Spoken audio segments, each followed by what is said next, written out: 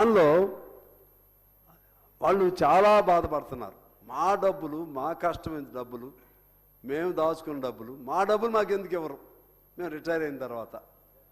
ఇది పాయింట్. దీన్ని ఎట్లా మీ దగ్గర I can understand your financial situation, కానీ ఏదైనా సరే చేయాల్సింది తప్పదేక. ఎట్లా చేస్తారో చేయమని కోరుతున్నాం.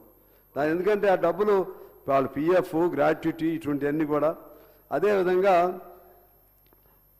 పోలీసులు పొద్దున కూడా ప్రస్తావన చేశాం. మా పోలీసులు 42 టీఏలు ఇవ్వాలి సార్ పోలీసులు ఒక్కోళ్ళకి. 42 ఇంకో జిల్లాలో ఇచ్చారు.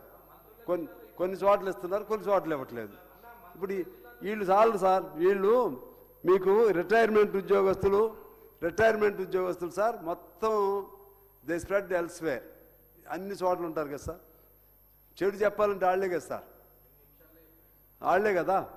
పోలీసులు ఉన్నారు, మన శాలరీ కొడతారు, కానీ లోపల చాలా వేద ఉంటుంది.